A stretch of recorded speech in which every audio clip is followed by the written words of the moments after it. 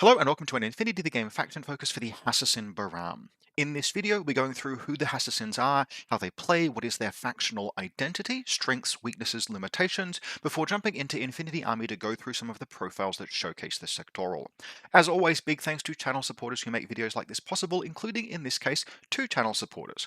Firstly, Pizza Crap, who made the request for really any of the Code 1 to N4 translated sectorals. So, for example, both Steel Phalanx and Hassassin Bahram appear as Code 1 armies in Operation Blackwind, but translate to their respective sectorals in N4, the sort of like full version of the game. And then secondly, Fest Mark IV, who made the request for a Hassassin Bahram faction focus, but in particular talking about the Sunduk Bud. Now, we talked about the Sunduk Bud in the Rama Task Force video. It fits into Hassassin Bahram a little bit differently, and we will be talking about that when we get to it.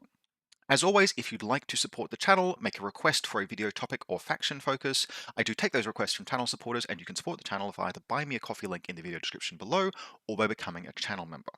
Now, Hassassin Bahram. Who are they?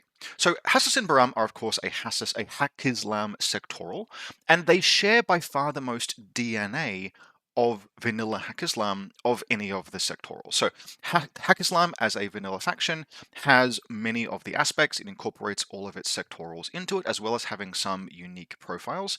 But it is the Hassassins who are most like Haqqislam. And if you picked up any enthusiasm that I had for Haqqislam from the Haqqislam faction focus, you'll know I think that's a good thing. There are a lot of strengths in Hassassin Bahram that it gets from Haqqislam. So it has like very efficient hacking pieces in the form of Hassassin Barids. It has, and this is really one of the biggest ones, it has incredibly efficient irregulars, both for offense and defense, but in particular the defensive irregulars, those ablative pieces that can be cheaply purchased and spent to buy yourself time and space on the battlefield.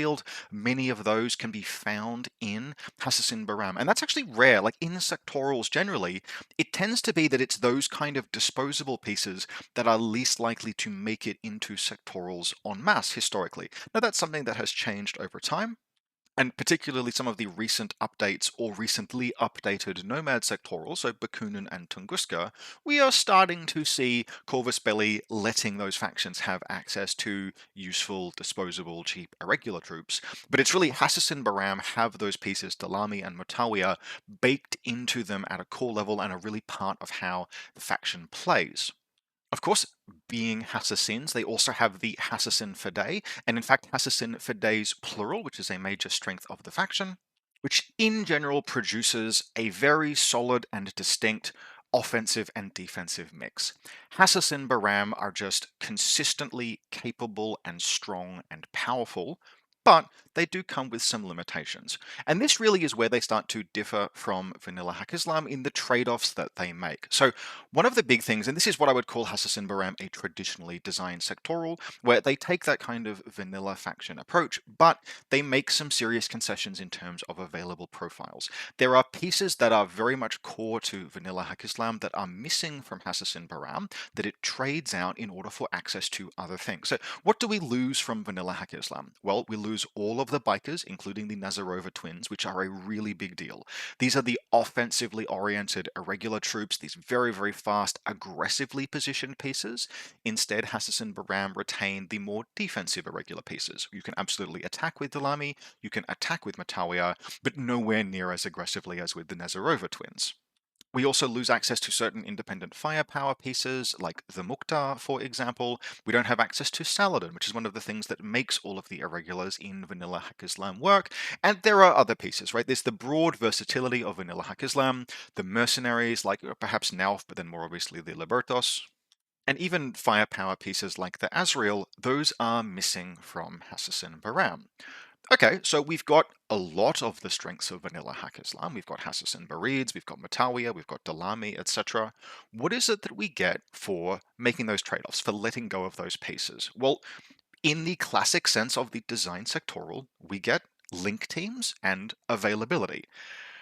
And the link teams are good. Now, Hassassin Bahram is not a faction that I'm going to recommend you pursue large core link teams. You can, mostly in the form of the Mybs and Goads link teams, and we will talk about those.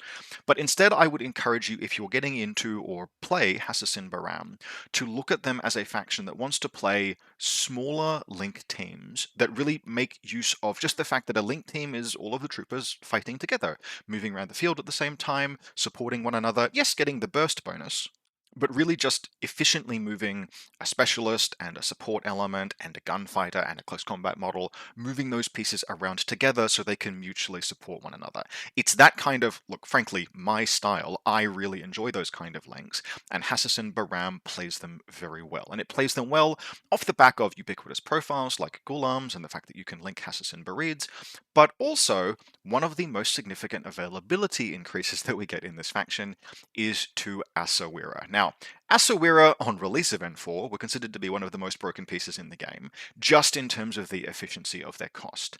I would contend with that somewhat, but they are very good. And when you can link them, they're really very good. We will talk about them early in the army list section, but the fact that you have AVA 3 Asawira, which can be linked with things like Gulams and Barids and wildcard pieces, gives you these very versatile, very solid link teams that help add some order efficiency back into the faction that it needs, because it doesn't really have any special command and control abilities. It doesn't have Saladin, for example, but it's still taking lots of irregulars. So it needs to find its efficiencies where it can using link teams. And so you find kind of a factional identity with Hackislam, particularly when we take the second notable availability increase, which is AVA2 Hassassin for Days, of a faction that overall fights well dispersed across a broad table area with lots of irregulars in that Hackislam style, but little mobile strike link teams that move around the field, taking fights, accomplishing objectives, and with the way being cleared for them by the Hassassin for Days and similar forward specialist elements. And it's a very cool playstyle. One of the most notable weaknesses of the faction, limitations, is that it really is going to be banking on pieces like the Asawira for gunfighting, and you're not going to find a lot of weapons that exceed Spitfire range bands. That, like, AP Spitfire in a link team without core link bonuses is about as good as your gunfighting is going to get, and it's very capable gunfighting. But if you have to start taking engagements at longer ranges, you're not playing the Hassassin way. Hassassins are going to want to avoid those engagements by throwing smoke, or if it's an MSV ARO piece, by eliminating it efficiently with Hassassin for Days, so the way is cleared. And by using all of your troops that way, using your irregulars to support your links, to defend your links or lay smoke for them, moving your links forward to take fights that are advantageous and accomplish mission objectives, and then having obstacles that you cannot otherwise clear with any other pieces in your faction eliminated clandestinely by the Hassassin for Days, you have an overall very sound tactical approach that is nevertheless very uniquely Hackislam. And it's very enjoyable. They're one of my favorite sectorals, and for that reason, they are a sectoral that typically, when we do our once a year faction tier lists, we will rank Hassassin Bahram quite highly. Now, in terms of the completeness of Hassassin Bahram as a faction, I would say that they don't approach the completeness of something like Mcara or Bakunin, but they are close enough that you could genuinely start playing Hackislam with Hassassins and stick with them for a good long time. There's a lot to explore in the faction. As much as I recommend kind of like a way of playing them, you can certainly move within that quite a lot and branch out to things like the Hassassin Mybs core links. There are even there is a tag in the faction that allows you some firepower options at longer range if you wanted to as well. They are not an inflexible faction. If you're coming from Code 1 into N4 and you've bought the Hassassin or the Blackwind starter box and you've got access to these models, it's going to take you relatively few additional purchases to get out to a really quite complete army. You will need some things, obviously, to get up to sort of like 15, 16, 17 troops to give yourself some variety. But Hassassin Bahram, I'm going to do that multiple times, Hassassin Bahram, despite being a faction that is perhaps slightly less limited than Bakunin or Mcara, nevertheless nevertheless do fill that role of being a sectoral that is complete enough to really sink your teeth into and play for a good long time. They aren't just a complementary aspect of a broader factional experience, there really is a lot to explore within them, and when the time comes, they do very naturally expand out into vanilla Hack Islam because so many of the pieces that you have work so well in Hack Islam. If you've got Matawiya and Dalami and Barids and some Ghulams and some Asawira and some remotes, really not much is stopping you from making just a couple of additional purchases, buying some bikes, maybe buying Saladin, and you've got yourself most of a vanilla Hack Islam army as a very natural expansion path from Hack Islam. Hassassins. They both start with H and they have the same number of syllables. This is difficult. And so, overall, with that really quite glowing recommendation, one of my favorite factions, let's jump into Infinity Army and start looking at some profiles. So, as we did with Rama Task Force, we're going to start by looking at the linkable options, and as with Rama Task Force, that means starting with the Ghulam infantry. Now, Ghulam are a lower availability in Hassassin Bahram than they are in Rama Task Force, kind of with good reason, but you're going to need fewer of them as well. Because we aren't pursuing big, aggressive, like heavily statted core links trying to give +3 ballistic skill to pieces like Zayadin in Hassassin Bahram, we really only need a few Ghulam infantry, and we need them mostly because you need one Ghulam to form a Ghulam link team. Now, we're going to be adding wildcards into some of these link teams, most notably the Asawira, but the core, like, useful single unit in Hassassin Bahram for me is a 3 or 4 person link team that starts with a Ghulam infantry and then immediately adds a Hassassin Barid. Hassassin Barids, which we'll talk about next, are good by their own merits and outstanding linked, but you can't form a link team of them. You need a Ghulam. Very fortunate, therefore, that Ghulam infantry are just incredible utility link glue. This is not the equivalent of just like having to take a Fusilier paramedic to throw into a link to form a link, to form that link, because there are many profiles in the Ghulam infantry that are really, really good as the basis of a link. And in particular, there are a few that we're going to be using most often and perhaps in the list that we showcase at the end of this video. And those two, typically speaking, are going to be either the Ghulam Doctor +3 or the Ghulam NCO Grenade Launcher Smoke Grenade Launcher. Now, across your links, you might take either, you might take both. These pieces, the SWC cost on the NCO is not cheap, but NCO is a valuable skill in Hassassin Bahram, and both of those pieces make very good additions to a link team. You don't need the hacker necessarily, because of course the Barids will be usually the first 2 hackers that you take, but having a grenade launcher and smoke and NCO for a mere 15 points is outstanding as the basis of a link, and having one of the best doctors in the game, period, as the basis of a link is equally very, very good. One of the best ways to build a very simple link, for example, is to have a Dr. Ghulam, a Hacker Barid, and then an Asawira AP Spitfire, and we will talk about the Asawira in a moment. That gives you a very good gunfighter, a very good hacker, 2 specialists, and a effectively Whip 17 doctor to sit behind and recover the gunfighter if they go down during an active turn fight. Now, yes, Asawiras have regeneration, you can always rely on that instead, it is rolling on 14s, but in your active turn, having that Whip 17 roll is just very, very good to have, and you need a Ghulam anyway. Now, otherwise, you can always take just generic Ghulams, they're only 11 points. You could feasibly consider a Ghulam hacker as far as line infantry hackers go. Being Rip 14 makes that relatively appealing, but as I mentioned, it'll typically be Barids that are the first hackers you add to a list.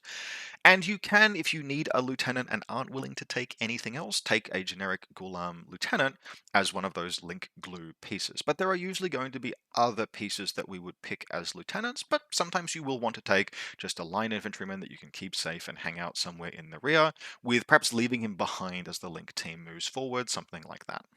Overall, it's not going to be common to take more than maybe 2 or 3 Ghulam in a Hassassin Bahram list because you want to be filling those link teams out with lots of other pieces.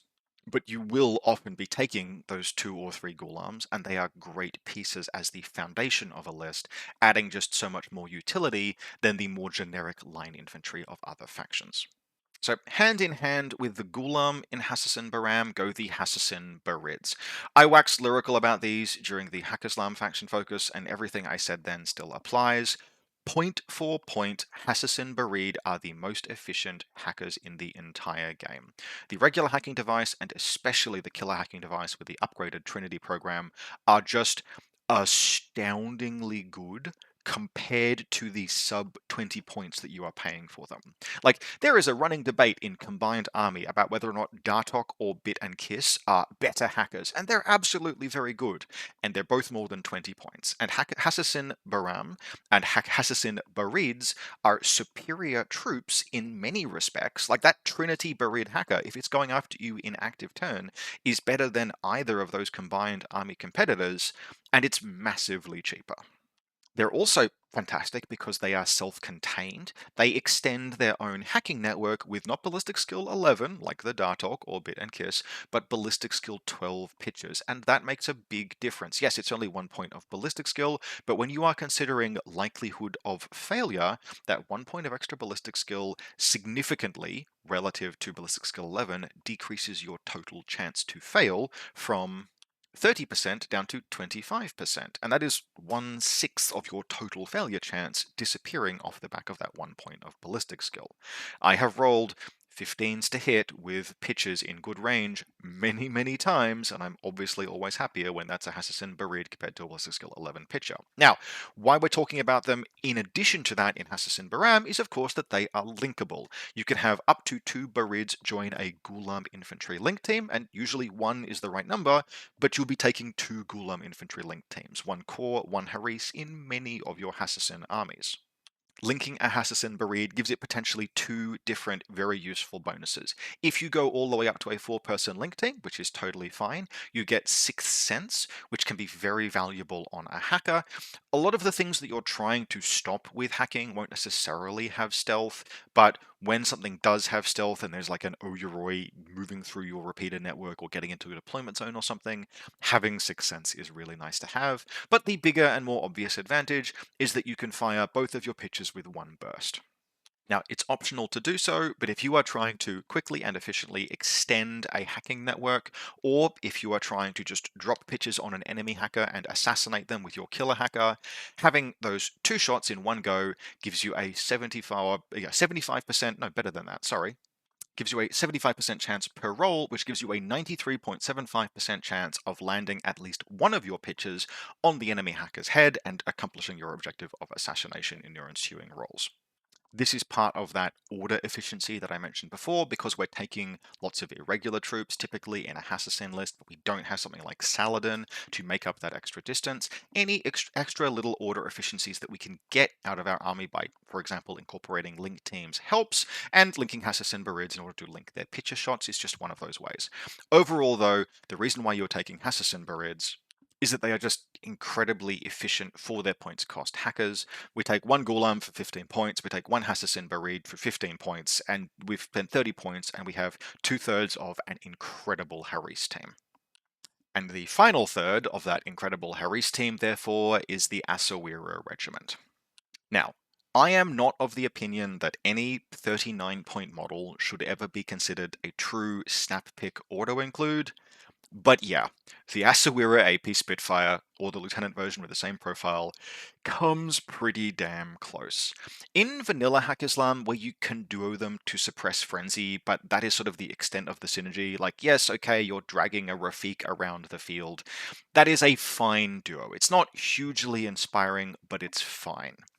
In Hassassin Bahram, all the elements of the Haris team, or 4-person core potentially, contribute far more to the overall synergy of supporting and enabling the Asawira as well as doing their own things. And I am much more in favor of that, and therefore in Hassassin Bahram, far more enthusiastic for the Asawira.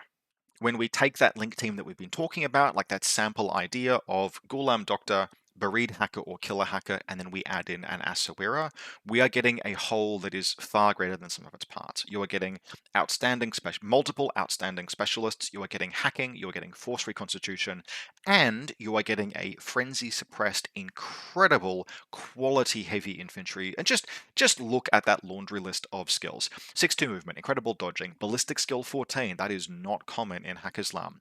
Good close combat. Yes, it's going to be limited to a shock CCW on many of these profiles, but it is still good close combat. For BTS 9, like just so like not often, okay, but every now and again you'll be playing against some poor Toha player with a viral sniper, and you'll just roll this Asawira up and brute force your way through the engagement, because every time they hit you, it just plinks off of an effective BTS of 12 when you're in cover. They have stealth, they have regeneration, they have an armor piercing, not just regular, an armor piercing Spitfire, and you put them in a link, the frenzy is suppressed, and they go to burst 5 or burst 2 in ARO. This is a very complete package, and it's going to be in many lists your primary gunfighting piece, and you can take 3 of them. Now, 3 Asawiras, right, that is a list archetype I would typically call Arabian Nights with a K, is very efficient and it is very fun and it is very powerful, but you do at that point start making considerable concessions around how the broader list works, because you're spending over 100 points at that juncture on just 3 models.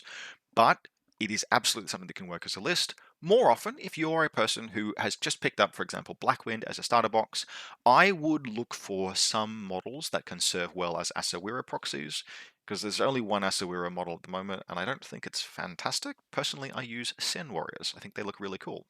And I would aim for 2 of them to start with. The third Asawira is going to find its way into relatively fewer lists, but they are good enough quality that if you just take the 3 of them, you're not going to be shortchanging yourself. One of these can go in basically any Link team that you would like. They are wildcards in that respect, and any Link team that includes them will benefit significantly from them. Now, as with basically the other discussion around Asawira that we had in the Vanilla Hack Islam session, you might also consider taking Asawira Doctors. This is a relatively expensive piece, clocking in at 36 points for either profile, but if you want a real spearhead kind of element, you could do far worse than something like some kind of Ghulam, some kind of Bareed, an Asawira Doctor, and an Asawira AP Spitfire. The advantage of the Asawira Doctor is that it fights perfectly well on its own merits, and it's an incredible Doctor, and it's got regeneration. And doctors with regeneration they give you a special kind of redundancy in your ability to reconstitute your forces. Because even if the doctor goes down, it might come back. Your opponent can't turn off your ability to recover your troops just by knocking your doctor unconscious. Overall, look, Asawiras, Barids, and Ghulam, those are the building blocks for most of the links that I will typically put in my Hassassin Bahram armies, because those combinations, whether you're running 3 or 4 strong teams, are just extremely high utility, dangerous, powerful, efficient. They are the bedrock of Hassassin Bahram sort of like competitive lists as I play them, although they are by no means the only way to play the faction, but they're very easy to recommend. Now, while we are talking about link teams, there are a few more profiles that are worth considering. And the first of those is Yara Hadad, Intel Ops Mutafawik Officer. Now, an Asawira, Yara Hadad is not. She's single wound, she's effectively armor 3, BTS 3, thanks to bioimmunity, she's not ballistic skill 14, she's just ballistic skill 13. But there are a few things about her that are worth bearing her in mind. Firstly, she's a fairly able gunfighter with armor-piercing marksman rifle and heavy pistol +1 burst. Go up to burst. Those weapons will go up to burst 4 in a link team, with a multispectral visor level 2, which means she can effectively smoke shoot. And she costs 0 SWC. And sometimes you just need one more gun that does not cost you any SWC. If you are running a list that has taken some hackers, and has taken a guided missile, and has taken an Asawira Spitfire, and has gone and put like one other thing that cost SWC into the list, you are going to find you sort of run out of SWC for your next big gun. And so if you want to have all of those pieces and a second link team with an actual trooper in it that can gunfight, Yara Hadad is where you start looking. And the fact that she can go in a link team with a Ghulam with a smoke grenade launcher actually means that you have, contained quite neatly in one place, a smoke shooting package. And there are plenty of like tags in the game, for example, that do not like a single little unit of 3 troops that can lay down some smoke and roll up to within 16 inside HMG range band and effectively stack huge negative modifiers while firing armor-piercing rounds on it. Admittedly, the damage 13 of the AP marksman rifle is going to take some time to work its way through, like something like an avatar, for example, but it is genuinely a piece that will consistently win face-to-face rolls against an avatar if you get it into that range. And that's something that an Asawira, for example, can't necessarily do because it's trying to fight through that mimetism -6. Now, she is very much a tech piece. She is something that I will typically only recommend if you are very much short on your SWC elsewhere in the list. But there are lots of pieces in Hassassin Bahram that you might choose to spend one and a half SWC on. And if you've sort of invested in enough of those, sooner or later you just need a good 0 SWC gun. And she's a good 0 SWC gun. She also comes with strategic deployment for just 3 points on one of her profiles. That gives the entire Link team that she's part of forward deployment plus 4 inches, which is a sometimes food. I generally find that I can reallocate 3 points to another list pretty easily, and those extra 4 inches in a deployment zone going from 12 to 16 inches is only sometimes going to matter. The Link team that she's in is usually going to have a fairly specific role in mind, and it's not always going to coincide that that role will be better fulfilled by being just a little bit further up the field. Honestly, if you're going second in particular, being closer to the enemy is not usually a positive. You want as much distance between you and them as possible. So I will usually lean toward the 25-point profile. But for some people, strategic deployment is very cool, and it is an option that you can remember exists. Now, while there are other linkable troops in Hassassin Bahram, there are Hassassin Laziks, there are Goads, there are Boktars even, we'll talk about them separately, I want to just, while we are discussing the link teams available to the faction, dwell for a moment on Hassassin Mybs. And Hassassin Mybs are worth mentioning in particular because if you want to build a link team that actually gets core bonuses, like full composition bonuses, the +3 ballistic skill, etc., Mybs will fill most of that role. Now, they can be paired with Hassassin Goads, which collectively comprise a Bahram fire team, but it's Mybs that will form the interesting and powerful elements of that. And inside the Myb profile set, we have actually a lot of very, very interesting stuff that would be frankly astounding if they just had like one kind of cheap profile, but they don't. 24 points is as cheap as it gets, and the same is going to apply for Govads. So the price of taking Hassassin Mybs as a core link team is that there's going to be a minimum expenditure, and that minimum expenditure is going to be well north of 130 points for the link team generally. But for what you get Ballistic Skill 13 up to 16. That's a really good number. Armor 2, BTS 3 with bioimmunity, so Armor 3, BTS 3, typically speaking, that's quite good. And they have Dogged. Now, Dogged is not the same as no wound incapacitation, but if you're using these pieces defensively, or if you've got them into a situation where you just have to keep pushing, then that can be a very useful skill. If nothing else, it makes attacking them even more annoying. Dogged defensively is very solid. And the profiles that we have access to here are pretty good. We have a Doctor as our most likely specialist. It is more expensive than the Forward Observer by 2 points, but it's a Doctor +3. You have access to those in Hack Islam. Just take them. Doctor +3 is incredible. It costs you nothing over being a Doctor. And Whip 17 is just ridiculous. Yes, Mybs don't have cubes, but Whip 17 is incredible. Then we have a collection of other profiles, including a 0 SWC mine layer, with all of these guys have got things like Rifle, Light Shotgun, Panzerfaust, viral mines, etc. And we have some really impressive SWC options. So we have a 34-point Tactical Awareness X-Visor Spitfire, or a 25-point Tactical Awareness X-Visor Heavy Rocket Launcher, which means that if you want to go ham and build kind of like a borderline invincible army, many orders, up the guts, lots of smoke kind of link team, Hassassin Mybs can do that. They can also fulfill kind of a pseudo-defensive castle because you have those heavy rocket launchers, which will be ballistic skill 16. And look, I am not personally a big pure core link kind of player, but if you want access to it in Hassassin Bahram, it is there and you can explore it. And if someone came to me and they said, I've been playing Moyib core link teams with some Goads splashed in and it's working really well, I would absolutely believe them, because when you just add all of those pieces together, you add that little bit of resiliency from Dogger, the force reconstitution from the Doctor, the fact that you can have lots of tactical awareness in a link team, and it's a pure core, which means it's all ballistic skill 16 plus 1 burst. Yes, that's very solid. It's not personally for me, but it's very solid. So while we're talking about Moyibs, just to dwell for a moment on the other regiment that can join a Bahram fire team and retain pure bonuses, we have the Hassassin Goads. Now these guys get veteran, which is expensive and kind of not necessarily something that you always want because it is a very expensive profile, but if you want heavy weapons that extend beyond 24 inches in Hassassin Bahram and you don't have points for tag, Goads are where it's at, and that is the 29-point heavy machine gun, etc. Now, Goads are only ballistic skill 12. Yes, they have an MSV1, but all you are getting for your points cost here is effectively a Fusilier with MSV1 and some extra armor. And I will play Fusilier heavy machine guns in Pan-Oceania because they're like 15 points. 29 points is kind of a bridge too far. The Engineer ballistic skill attack AP profile is certainly kind of spicy, and the fact that you have veteran hackers, those are pieces that I would consider including in a Moyib core, because veteran hackers and veteran killer hackers with Whip 14 and a little bit of BTS are by no means bad.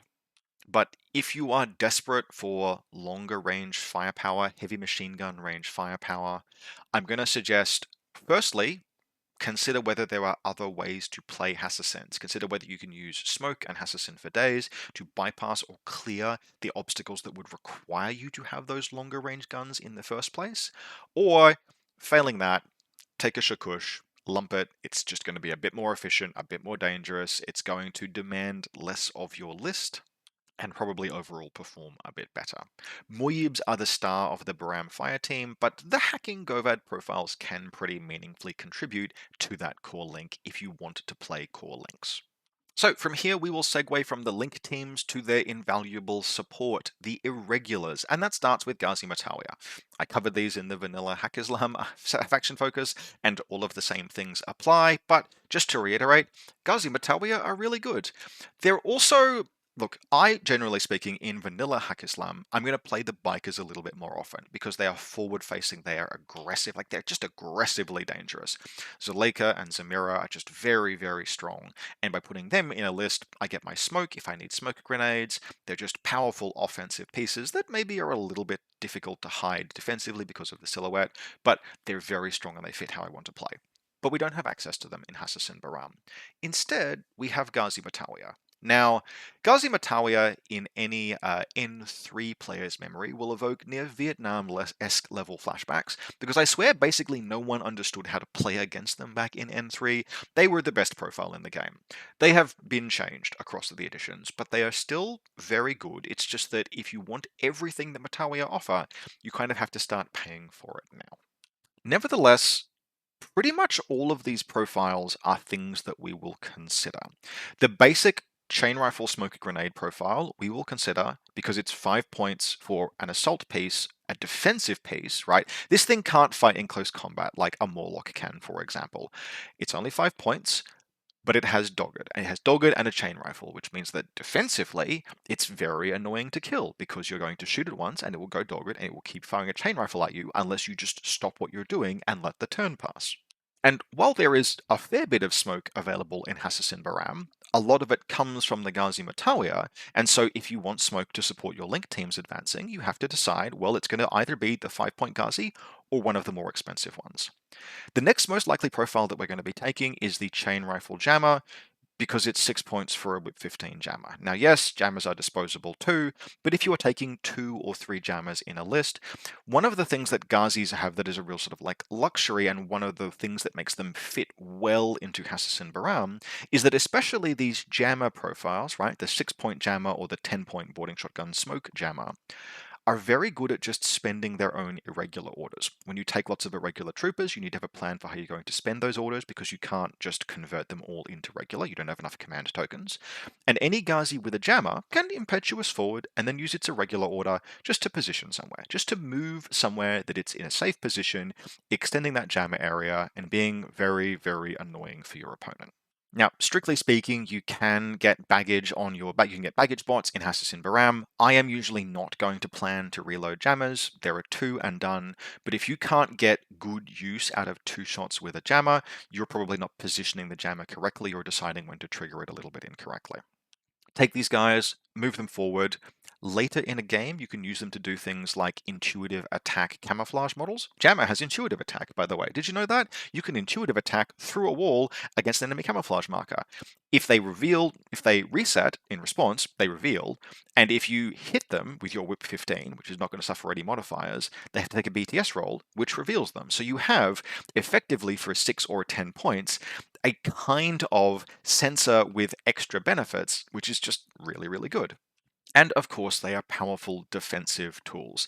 Even the Bear Pode fears the Jammer because they do not respect anything except the veteran rule. If you're hackable or unhackable, a Jammer will still isolate you unless you are a veteran. Finally, we have the 2 most expensive profiles, the 9-point and 10-point profiles, which jump in points cost because they trade all the way up to boarding shotguns and other weapons. Now, these are the luxury ones, but they are also the ones that I am going to recommend you take kind of relatively often. Once you are taking multiple Ghazi Matawiya, you can take a mix of profiles, but it's going to be pretty often that one of these guys should be one of the boarding shotgun profiles. This is for a couple of reasons. Firstly, it's the only way to get one of those real power weapons, the Mcara or the Jammer, alongside smoke, otherwise you have to choose. And then secondly, you're going to have, usually once a game, an opportunity for a Ghazi. It's impetuous its way forward, it's somewhere in the midfield. On turn 1, it used in a regular order just to position, to start going on an aggressive run. And when you have a trooper that's doing that, being a ballistic skill 11 boarding shotgun with dogged, with smoke grenades, with an Emerat or a jammer, is far more dangerous than just a dude with a chain rifle and a pistol. Boarding shotguns are credible weapons, and ballistic skill 11 boarding shotguns that are not afraid to totally round a corner so that no one has cover are especially credible weapons. I really like using, especially the 10-point, if you can afford it, the 10-point boarding shotgun jammer smoke Ghazi as kind of like an escort friend for a link team. It uses its regular order and its impetuous activations to move up the table alongside them, just hanging out in kind of like their periphery, supporting them with smoke, defending them with its jammer and its shotgun until the time comes for it to run on ahead and clear a space. It's not always easy to use units like that in perfect tandem, particularly because the Ghazi Matawiya is only going to have access to so many orders.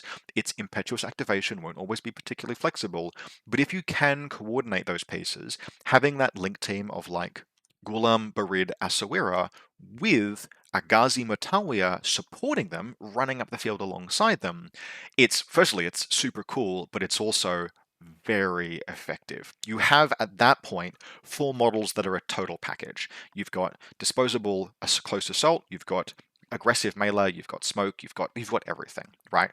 So Ghazi Matawiya in Hassassin Bahram are proportionally more valuable, in part because we don't have things like the bikers, but in the absence of the bikers, Ghazi step up and they flavor the faction differently. Jammers are outstanding, smoke is very, very useful, dogged warbands are great, and boarding shotguns or chain rifles are just a useful addition to any army. Our second notable irregular trooper, just as it is Vanilla Haqqislam, is the Dalami infantry, and much like in Vanilla Haqqislam, we're really only interested in one profile here, and that is the 8-point camouflage 1 use light shotgun Panzerfaust. It costs no SWC, it has a light shotgun, it has a Panzerfaust. They sit in the midfield, being just slightly too risky for your opponent to avoid engaging with, and therefore they just suck down your opponent's orders over the first turn in particular, like nothing else in the entire game. You can just scatter a couple of Dalami in sort of relatively useful places, and everyone knows someone who has at some point in their Infinity career tempted a Haqqislam silhouette Silhouette 2, Mimetism 0 camouflage marker by walking a tag out of cover, and a Dami has revealed and critically hit and killed a Magariba guard or a Marut or something and just blown it out. And the 8-point model that you chose to disrespect has just cleaned up more than 10 times its points cost in ARO and wins the game. That is a significant portion of the role of Dami. Not to do that regularly, because they won't do that regularly. It's a ballistic skill 11 dude. But to present that threat, the threat of the Panzerfaust means that the Dami have to be respected, and because they have to be respected, they have to be dealt with and engaged. And this makes them basically the midfield equivalent of Helots. They are the kind of piece that your opponent has to unpick and push through, and it is usually going to take most of your opponent's first turn to do that. And any situation where you can say, I know that my opponent is probably not in their first turn going to hit the things in my army that are most important, because the Dami will stop that, gives you a predictable battle plan, and in Infinity, any kind of predictability is hugely valuable because the game is so widely variable. So much can happen in a turn that just constraining your opponent's course of action is well worth the 16 or 24 points that you might spend on 2 or 3 Dami. Now, for all that, don't sleep on the fact that these guys are infiltrating with shotguns, which means that if you need to, they start on the 24-inch line and then walk forward and then shotgun your opponent. Now, are they special in that respect? Not really, they're just line infantry, but they're line infantry under a marker state that can guaranteed close at least enough of a gap to start doing things like risking shotgun attacks into opposing link team sniper positions, for example. Is your opponent running something like a Dakini TACbot sniper nest? Just Dami, and it might go away. It's not the first use of them, but it is certainly a use of them, and just having them there to be close assault some of the time, super valuable. Now, our third and final notable irregular really kind of more belongs in the third category of troops we're going to talk about, which is the power solos. But he is an irregular, and so here he is. Mcara, Mercenary Dog Warrior. He's the best boy, and he is a large part of what makes Hassassin Bahram not just really powerful, but he's one of the pieces that you get access to that you otherwise wouldn't by choosing to play a sectoral rather than vanilla Hack-Islam. Vanilla Hack-Islam has a very wide range of profiles, but they don't have McDoggo, and he goes super, super hard. I would recommend you watch the Caledonian Highlander Army faction focus if you want me to wax lyrical about dog warriors at great length, but, I mean, in short, just look at the profile. Total immunity, multiple wounds, good armor, good BTS, incredible close combat, 6-4 move, smoke grenades and regular grenades off the back of a whopping Fizz 16, which means you throw those things on 19s, AP and DA CCW, trainer for +1 burst, like, just this man is a package, and anything he closes in on, he will typically destroy, if nothing else because he has Berserk plus those absolutely walloping close combat attacks, AP, DA, Fizz 16, Martial Arts 3. I will usually try not to Berserk with Mcara if I can avoid it. Sometimes it is necessary. But he is so good at winning his face-to-face rolls that you will usually try to close in and kill things, and then continue to kill things until Mcara has blown his way through half of an enemy army. There's not a great deal more that needs to be said.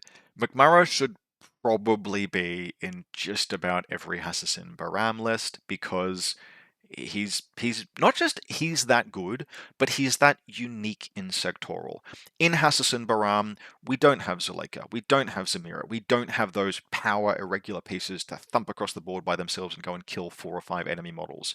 Mcara is the only piece we have that does that in that way, and so he's just incredibly valuable. In addition to the smoke that he provides for your army, the threat he imposes on your opponent, just an incredible piece.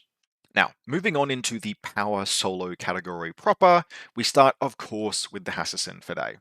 Everything I spoke about in the vanilla Hack-Islam faction focus still applies, but here Hassassin Fideis are AVA 2, which means theoretically you can go to 3 Hassassin Fideis by including Hussein al-Jabal. Now, I do not typically recommend that. It's not necessarily bad, but you need to think about Hassassin Fidei as a responsive element. They are a piece that you deploy almost always as your reserve element, and you can have 2 reserves if you're going first in Hassassin in any faction, spending a command token, a precious, precious command token. They are pieces that you deploy to suppress, eliminate, remove something that you can't otherwise with the rest of your force. They're too precious to be used just to try and score attritional kills. Hassassin for days are pieces that go after things like the missile launcher in a Nomad list that's trying to throw guided at you, or the Kahu in a Svalaheimer list that's threatening to, put shots through all of your smoke, or the linked MSV2 or MSV1 ARO piece, the Janbuzan, for example. And in that role, they work best as your reserve, and you're never going to have more than 2 reserves. So 2 Hassassin for days, extremely worthwhile. 1 Hassassin for day, almost always in every list, because unlike vanilla Hack-Islam, you are unlikely to have the brute force firepower that would otherwise let you suppress those pieces. You can't otherwise deal with some random dude with an MSV1 on a high rooftop watching a long fire lane. You can't smoke past it, and a lot of your other guns will be 24-inch range. You need the Hassassin for day, but you're really only getting a maximum value out of 1 or 2 of them, but you will get maximum value out of 1 or 2 of them. Now, basically, all of these profiles are good and worthwhile. I like very much the fact that Hassassin for days have 1-point granular steps where you add a little bit with each one. I have never taken the boarding shotgun, and I think I stand by that. But if I need to free up exactly 1 point, I'm happy removing mines or downgrading from a DA to an APCW. I'll usually start with the 26-point profile. The 26-point rifle, light shotgun, DACW. If I find I have a point spare, give it some anti-personnel mines. If I find that I need a point, then cut it down to an APCCW, it will still work just fine. Outstanding pieces, one of these at least should be in probably every Hassassin Bahram army. The second, you may find that you run out of slots for, run out of points for, but very, very good. And if nothing else, 2 Hassassin for days gives you 2 chances to hard roll into the enemy deployment zone and do something like kill that Vertigo Zond in a Nomad list. Now, the next power solo I want to talk about is actually Pandora, the Steel Phalanx Latramantis. And you'll have Pandora if you bought into Operation Blackwind and you didn't split it with a Phalanx player who asked to have her instead. Now, Pandora is a piece that, when she released way back with Blackwind, kind of everyone looked at and thought, she's probably pretty good. I'm not exactly sure how, but she's probably pretty good. And I have found that she fits actually very, very nicely into a hacking a hacking loadout in Hassassin Bahram. And the reason why is that the first 2 hackers that I take in a Hassassin Bahram list will usually be a Buried hacker and a Buried killer hacker. And if I then go and include a guided missile remote in the list, because I want to have access to guided missile play, I prefer, if possible, to have 1 more hacker in the list, 1 more regular hacker. Because what I don't want is a situation where all of that investment in the guided missile, it's not expensive, but it uses a troop slot and it's 1.5 SWC. I don't want that to be removed by a single enemy killer hacker taking down my single regular hacker. I want a second hacker in the list. And Pandora, right, after the KHD and the HD Barid, you really would struggle to find a more perfect addition to a Hassassin list that is running the hacking package than Pandora, to the extent that I wish she was available in vanilla, because in vanilla Hack-Islam, my second regular hacker is usually, like, it's either maybe a Ghulam or maybe a Al-Hawa or maybe a Mukhtar, but I'm not necessarily loving any of those pieces. The Hawa is probably the best choice most of the time, and at basically the same cost, you get an awful lot out of Pandora. Like, she gives you 24 to 26 points. You get so much like plus value out of her that she's very, very cool. So what do you get? Well, to start with, she is a no-win incapacitation, ballistic skill 12 pitcher, so she gives you a 3rd ballistic skill 12 pitcher alongside the Hassassin Barids, and that has absolutely bailed me out of games in the past. I have had those games with a 7% chance to miss both of your shots with the Hassassin Barid happens, and just having Pandora to have 1 more pitcher shot, to land the pitcher where you need, to do the degenerate guided play, makes all of the difference. Ballistic skill 12 pitchers are better than Ballistic Skill 11 pitches. She's also, obviously, with 14 hacker with BTS 3. She's got a regular hacking device, but zero pain makes her tremendously difficult, particularly with no wound in cap, to remove with enemy KHDs. All of everything I just mentioned about how if you have a guided missile play and you're banking on just using a Hassassin Barid, and your opponent trinities the Hassassin Barid all the way to dead, and you've lost your spotlight, which means that your guided missile is doing nothing, that is so much harder to do to Pandora. She is tremendously resilient against enemy hackers, and because she has the incredibly annoying dodge -6 rule, she's also resilient against basically anything else. Anyone that is trying to shoot her, she just dodges on and imposes a -6 to the enemy roll, which is hilarious and very good. If she needs to fight, she has a burst 3 viral pistol, which you don't really want to be using, but it is an option. And then finally, for just 2 points over the base profile, she slaps in a burst 2 medikit. Now she can't be linked, it won't go up to burst 3, she's strictly a solo operator in Hassassins, but you have plenty of pieces that are like, oh, the Matawiya went unconscious and I didn't feel like going Dogged because it was last order of my opponent's turn. Or there's a Dami that's unconscious in the midfield, or Mcara went down, or, there are plenty of pieces in this faction that just randomly having a Ballistic Skill 12 Burst 2 Medikit that's moving up the midfield to do other things is valuable. Now, you won't always take that, right? Some of the time you just won't have the 2 points, and that's something you can cut points. But in total, she is just one of the highest utility elements that you can add into a list if you commit to hacking as a significant part of your list, that I very strongly recommend her. She's a very, very cool piece. Now, finally, in the power solo category, I do want to just call out Fiddler. There are other pieces that we really could talk about in this, but this video can only go for so long. Fiddler is a piece that I am a little bit less inclined to take in Hassassin Bahram than I am in some other factions, where she really does something that's particularly invaluable. Because in Hassassin Bahram, we are not short on things that move into the midfield and do good work there, and also are specialists. Our link teams do that, Pandora does that, etc. But Fiddler is still incredible close assault. Jackbots are awesome. She's a very, very good piece, and there are just certain elements in Hassassin Bahram that might incentivize you to take an engineer. And if you're going to take an engineer, then really your only options are the generic do nothing else but be an engineer, or maybe the Govad or Fiddler. And in that category, it can be quite fun to include her in a list. Sometimes you just decide that, you know what, I'm taking maybe a tag or a Sunduk to foreshadow what we're talking about next, and Fiddler is a piece that supports those. Definitely not an every list kind of piece in Hassassin Bahram, but she's good enough on her own merits that if there is engineering synergy, she's worth considering. And from here, we segue to the Sunduk. Now, at this part of the video, we are officially in the wild card space, things that don't go in every list, but are kind of cool and kind of worth considering, and something that you might not necessarily have thought about and which I want to highlight. And that starts with the Sunduk. Now, unlike Rama Task Force, the Sunduk in Hassassin Bahram is by no means an essential piece. Hassassin Bahram has ample other defensive elements that make the Sunduk just sort of like much less necessary. For all of the points that you spend on the Sunduk, you could instead take an awful lot of Dalami, or just a few Dalami and save those points and allocate them elsewhere. The Sunduk is not transformative for Hassassin Bahram like it is for Rama. Hassassin Bahram has no problem with its defense, it does not need a piece like this, the Sunduk is purely optional.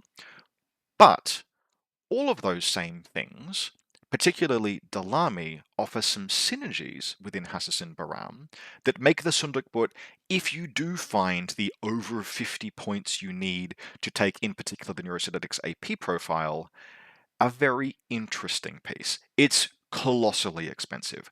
Do not take even one of these in every list. Take them rarely. Almost never take 2 unless you are committing hard to what is frankly an incredible meme list that can absolutely win games, but it plays fundamentally differently to almost any Infinity list. But bear them in mind. I'm just going to read out what Fest's question was, because it's an interesting point of discussion. Now, as part of their request for a Hassassin faction focus, Fest said they were interested in hearing thoughts on the Sunduk, which they think is expensive for what is a reactive piece, and by being a reactive piece, that means that the opponent can choose what tools it brings to the gunfight and the manner in which it brings them, but maybe that they're missing something. And Actually, yes. In this particular case, I would say that is a mischaracterization of the Sunduk board because it's a camouflage ARO piece. Now, any normal ARO piece, Fest's assessment of the vulnerability of reactive pieces is absolutely true, right? If I put a total reaction bot on a high spot, watching my opponent's army, they're going to bring up their biggest gun and they're going to engage it with their biggest gun in certainty of what is happening in that engagement. Most reactive pieces are not obfuscated, and therefore they can be engaged cleanly and conventionally with whatever the best tool your opponent thinks they have to deal with that problem is. That is not the case with obfuscated or camouflaged reactive pieces. And that is because camouflage adds an element of agency to you as the defensive player. Unless your opponent goes through all of the rigmarole to discover the piece, which, and this is something that's important, it is often not the case that the best model to discover your Sunduk board is also the best model to engage it. Because often the best model to engage your Sunduk board will be something like a tag with a big gun, which is typically just some willpower 13 model that doesn't have any special skills to enable it to more effectively discover, and is unlikely to get inside a range band where it has even a 0, certainly not a positive modifier to its discover roll. So the pieces that your opponent has to discover the Sundukput effectively are unlikely to be the pieces that engage it effectively, meaning that your opponent is not able to easily choose which tools it brings to the gunfight. They have to make compromises. On top of that, you as the Sundukput player you get part of the decision in whether that gunfight happens at all because you have agency. You can decide whether you want or not you want to reveal in response to having a discover declared against you, and that lets you choose some of how that fight takes place. Now, that might mean just risking that you get discovered and shot, but one of the things about the Sunduk board is that it's tough enough to survive even potentially a volley from a tag under some circumstances because it has those wounds and those armor, and certainly it has that remote presence. In case it actually does go down, it's going to be easy to recover. And on top of that, in Hassassin Bahram, if you are willing to just lightly constrain how far forward you deploy your Dalami, the Sunduk board is not telegraphed. It is a Mimetism 0 camouflage marker in a sea of Mimetism 0 camouflage markers, which means that especially in Hassassin Bahram, unlike Rama Task Force, it's a genuine ambush piece. Your opponent has to treat all of your Mimetism 0 camouflage markers as though they are hiding something credible and scary. And if your opponent does a count and they determine that, okay, yeah, there has to be a decoy out there, but you have 4 or 5 camouflage markers, many of them co-located, and none of them deployed more than 20 inches forward, your opponent now has to treat every camouflage marker as if it were a decoy or a Dalami with a Panzerfaust and a shotgun, or a Sundukbut with an AP Spitfire and light shotgun. And that means that your opponent does not have the ability to just immediately choose what they engage your Sundukbut with and how, because you are deciding when it reveals it, you are deploying it, you are revealing it in ambush or not revealing it at all, you are forcing your opponent to confront all the challenges of that obfuscation and only dropping out of camouflage to take your shots with the AP Spitfire when it's most advantageous to you. So this has been a relatively lengthy discussion, basically to say, Fest, your assessment of the Sundukbut would be right if you were talking about any conventional ARO piece. It's camouflage that makes the difference. That's what you're missing in this case. It is camouflage and decoy and being surrounded by Dalamis who share basically the exact same visible external profile as it does when they're under camouflage that makes the Sundukbut in Hassassin Bahram. Look, it is too expensive to take regularly. There are so many other pieces that you want in this faction that are so good, but if you take a Sundukbut in Hassassin Bahram, you can expect a certain level of performance from it because of all of those things. It is a niche piece. 2 of them is especially niche, but very cool if you're willing to play to a purely mission-oriented playstyle where you're going to try and kill your opponent in ARO and accomplish the mission in your turn using your orders. But in that context, it's a truly unique and occasionally very interesting piece. Now, our second interesting wildcard kind of piece is one that was introduced in the Hassassin Bahram redesign when Blackwind was released, which is the Hassassin Bokar. Now, the Bokar is not the kind of piece that I would usually take because it is very expensive and it's kind of direct in how it plays. It's a multispectral visor, mimetism 3 weapon platform that maybe also is a specialist and jumps around and is bouncy and is a heavy infantry that can be neutralized in all the ways that a heavy infantry can be neutralized. All of the profiles, with that said, are kind of cool and kind of interesting. And a Bokdai represents yet another tactical awareness piece that could be added to a Bahram fire team if you're willing to have it not be a pure link. But the particular profile I kind of want to recommend is one that I have run in a number of lists and which I've found to just be really, really fun. Not necessarily totally tactically optimal, but very fun. And that is the very last profile, the Paramedic Lieutenant Tactical Awareness. Now, taking this profile requires one of two things. Either Chain of Command Hassassin Farzan, or Balls of Absolute Steel. But if you are willing to engage with one of those two, at least metaphorical things, then this model is really, really fun. And it's really fun because it is just orders out the wazoo, and it's really good at spending them. So typically I will put this kind of piece in Combat Group 2 alongside some Irregulars and maybe a couple of regular pieces. And every turn it just uses its Lieutenant and Tack-aware order to just slowly move forward, find safe spots, go into suppressive fire, paramedic things, and like, okay, is that worth 50 points? No, but at any point it can go loud and start firing that mimetism, multispectral visor, super jump, ballistic missile 13, heavy infantry viral rifle and actually accomplish something. It requires a lot of care to play because if you just throw it away into the enemy big guns, you're going to lose the game because it was your lieutenant. But having those orders out of a second combat group, not just to shoot things with the viral rifle, but also to accomplish mission objectives, it's an incredible suppressive fire piece, or to recover pieces with the paramedic, it's ballistic skill 13 paramedic, admittedly not linked in this case, that's just useful. It's like just a lot of actions that it can take, which contribute incrementally to the game in a way that is it's fun. It's absolutely not. Like in a competitive list, would I play the Lieutenant Boktar with no backup? Maybe. Probably not, but maybe. But as something to experiment with and see if it works for you and if you like it, recommend it pretty highly. It's fun. It's not great, but it's fun. Up next in the worth considering spot, we have the Shakush Light Armored Unit. This is of all of the tags, this is one of them. It has almost nothing to recommend to it apart from the fact that 58 points is not that many points, all things considered. Generally speaking, if you're taking this, you're taking the heavy machine gun profile. It's a real shame that it's not an AP heavy machine gun. If the Shakush was just a couple of points more and at an AP HMG, I would actually really consider it rounding out the sectoral like pretty aggressively.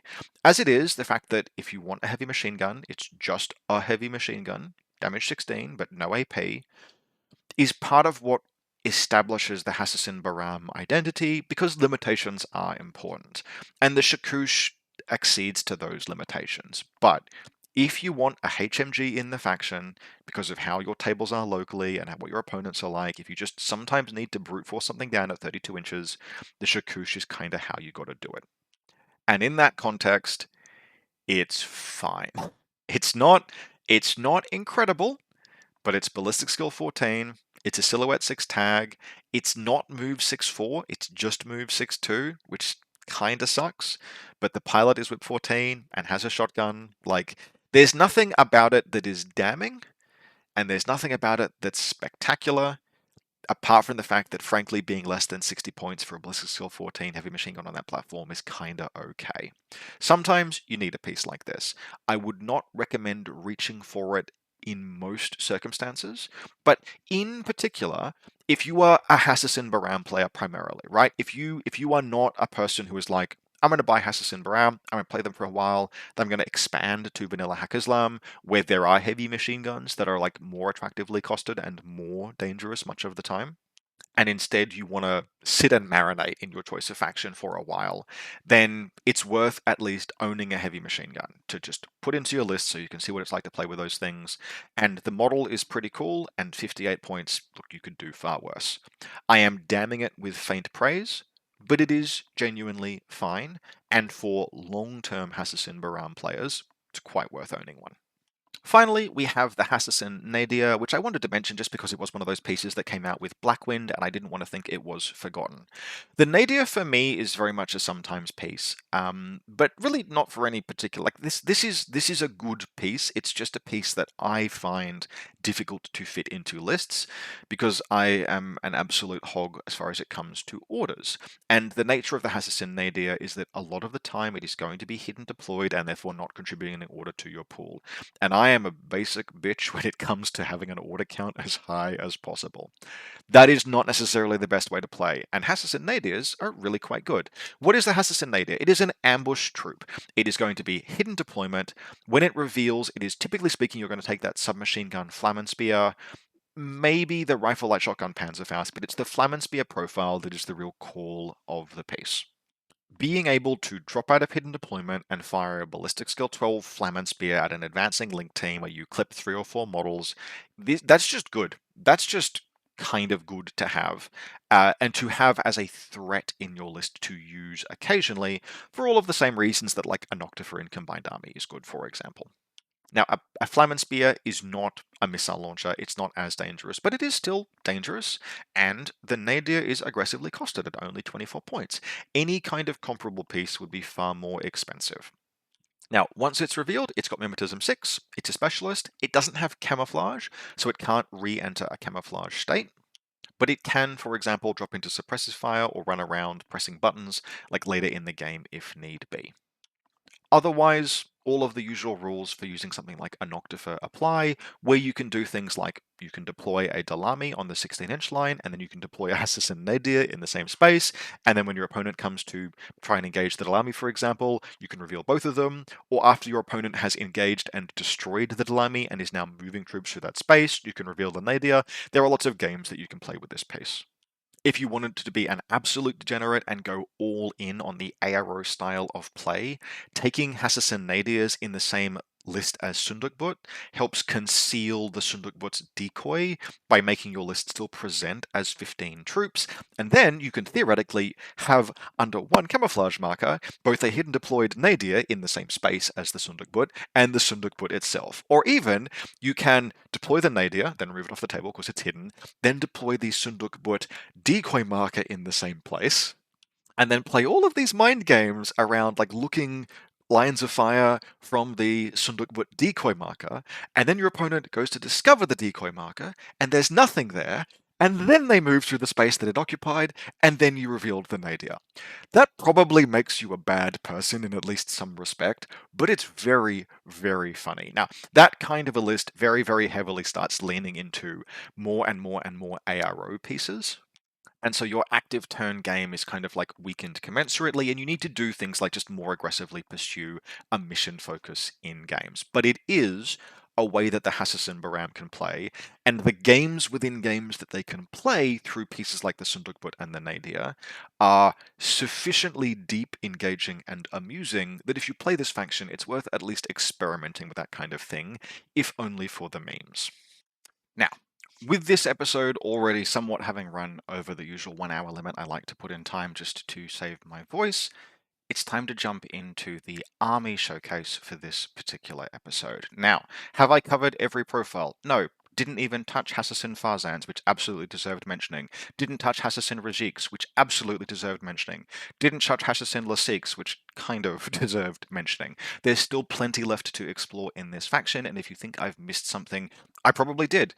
There's just too much to cover all in one video. But here we have the army for this episode just to showcase one of the ways to build the faction. Now, this is not a hyper-optimized competition list in the sense that it's only got one Asawira Spitfire. but it is a recreation of a list that I have previously played competitively and enjoyed a lot. And in particular, what it's trying to do is kind of showcase some of the moving parts that you can include. So I'm not just spamming out Asawira AP Spitfires. There's a lot of different things going on and a lot of different tactical options. So what is in this list? So we are starting with a 4-trooper fire team. Yara Hadad, the smoke grenade launcher Ghulam NCO, an Asawira doctor, and a Bereed hacker. Killer hacker in this particular case. We'll have a regular hacker down later. So this is a 4-person fire team that wants to move forward. Yara is the primary gunfighting piece, but if she goes down, you have the Asawira Doctor. And the Asawira is going to use its kind of superior movement to get a little bit ahead of the team and act as a natural spearhead. We've then got the first of 2 Hassassin for days. They're split across groups. This is just the 25-point cheapest possible Hassassin for day because I had to cut points to fit everything that I wanted in, but that's fine. We then have a 3-person fire team. Asawira Lieutenant, AP Spitfire, Ghulam Doctor, and Bereed Hacker with hacking device. Now, this is a list that the risk runs. There is a kind of visible lieutenant. Most people will figure that the Asawira AP Spitfire is your LT, and for that reason, you may occasionally want to change it. Maybe find 11 points to get a Ghulam into the list somehow. Maybe make that Bereed Hacker the lieutenant from time to time if your opponent is really fixated on the Asawira being your LT. If you've got a regular opponent, just mix it up occasionally. You can absolutely make that Bereed your lieutenant, and it's fine to do so. We've then got Mcara, because he's Mcara, and the first of 3 Mutawiya are Chain Rifle and Jammer. Now, we're going to have 3 Mutawiya in this list. We can see the others in Group 2. 2 of them are Chain Rifle Jammer Metawiyas. They're going to be using their irregular or impetuous activations to move forward, and then just spending their irregular orders to reposition. Most of the game they will be purely defensive until it is time to position themselves as blocking elements and try to deny your opponent. We're really playing to the jammers there, but we have a 9-point Metawiya whose job is to run as an escort model or occasional tag hunter. I didn't have the 10 points to make her into the jammer profile because I wanted jammers on both of the other Metawiya, but she's still got smoke, she's still got boarding shotgun, and she's got an Emirat. And so she serves firstly as like an escort piece for the 3-person Haris team that doesn't have smoke of its own, because obviously we have the Ghulam NCO providing smoke for Yara. But then as she moves forward, at some point over the game, she's going to surge forward and make an attack with that boarding shotgun and Emirat, which makes her very threatening, particularly to very high value pieces. We then got the second of our 2 Fidays, Pandora, and the Shaitanaya guided missile remote, because this is a guided missile list. After everything I said about Pandora, I couldn't leave her and the missile out of this list. I like what those pieces do so much. I like how she interacts with the 2 Barids, and since you've taken the 2 Barids and her, it's just natural. You've got multiple 14 hackers, some great killer hacking, you've got those pieces that can do Spotlight, let's get the guided missile in there. It's a good piece. So, noting that you are bearing up under the weight of a slightly obvious lieutenant, with that as a limitation, everything else about this list is very fun. I've played this list in the past, I've taken it to an event, pretty sure I did well in that event. There may even be some battle reports available on the channel somewhere. I think it was the Anzac Cup if you're willing to go and look for some very old videos. Overall, this is a very fun kind of do everything Hassassin Bahram list, and if you pick it up and play it, it will really showcase what I mean about those non-composition bonus but very efficient and interesting and fun link teams supported by really solid irregulars and those elite forward operating Hassassin for day removal pieces to make everything work. Now, that wraps this episode up. As always, I hope very much you've enjoyed it, and as a reminder, if you'd like to support the channel, you can do so via the Buy Me a Coffee link in the video description below, or by becoming a channel member on YouTube. Thanks very much to everyone who has so far. In terms of content coming up, we have a request for a Steel Phalanx faction focus. And there are some other factions I'd like to cover in the short term as well. Something like White Banner, for example, I think would probably be quite useful to put out. Otherwise, I have an event coming up next weekend that I might be able to do some battle reports for. And as always, I'm aiming to continue the approximately 1 video a week, basically into the foreseeable future. They seem to be getting well received. I hope everyone is enjoying them. I hope very much that you've enjoyed this one, and I'll see you next time.